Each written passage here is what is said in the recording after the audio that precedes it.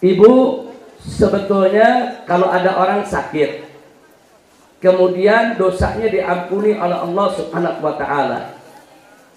Sakit, dia sabar, dosanya diampuni. Yang membuat dosa diampuni pada hakikatnya bukan sakitnya, tapi sabarnya. Nah, jadi tolong digaris bawah gitu. Pokoknya kalau kita dapat musibah apapun sabar, nah, itu pasti Allah akan berikan ganjaran. Sakit, sabar, dosanya dihapus. Buta, sabar, diberikan surga oleh Allah. Nah, jadi sabar itu luar biasa. Sabar itu tidak ada batasnya. Jadi kalau ada yang bilang sabar itu ada batasnya, enggak, sabar enggak ada batasnya. Yang ada batasnya manusianya. Manusianya kadang-kadang kurang sabar. Bukan sabarnya yang terbatas, bukan. Dia punya sabarnya kurang, perlu ditambah. Nah, karena apa?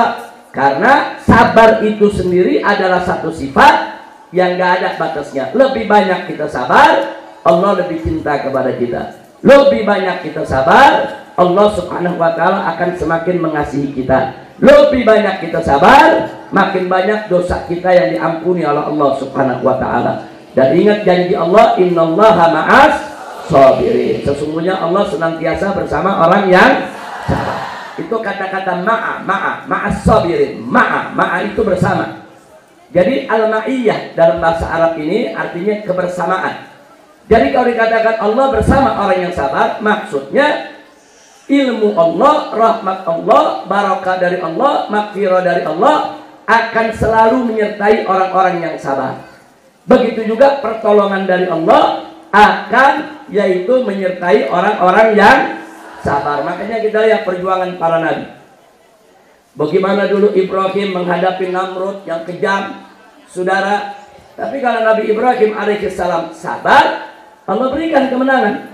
Begitu juga Nabi Musa alaihissalam tatkala menghadapi Fir'aun yang begitu durhaka, durjana, bahkan mengaku sebagai Tuhan. Tapi karena Nabi Musa alaihissalam sabar, saudara, maka Allah berikan kemenangan. Sabar di sini bukan diam, bukan. Sabar ini bukan berarti pasrah kepada kezaliman Fir'aun, bukan. Nabi Musa melawan. Nabi Musa datang kepada Fir'aun, menasihati Fir'aun. Nabi Musa melawan kepada Fir'aun, tapi beliau sabar menghadapi segala resiko perlawanan tersebut. Nah, makanya sabar itu bukan berarti pasrah kepada kezaliman. Kira-kira jelas ya, Bu? Bu? Jadi kalau ada Nabi Ibrahim melawan Namrud, nah, sampai apa? Sampai dibakar. Itu Nabi Ibrahim tetap tidak kapok untuk menyampaikan yang hak. Itu namanya sabar. Nah, seperti mentang-mentang Namrud raja, Namrud penguasa, kemudian Nabi Ibrahim nggak bisa ngelawan, Nabi Ibrahim diam. Bukan itu sabar. Jadi sabar itu bukan diam terhadap kezaliman. Sabar itu bukan pasrah terhadap kejahatan. Tidak.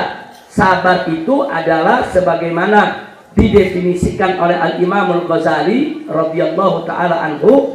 Imam Ghazali mengatakan sabar itu adalah sabatu ba'iddin muqabalah ba'itil hawa. Tegaknya dorongan agama di hadapan dorongan hawa nafsu.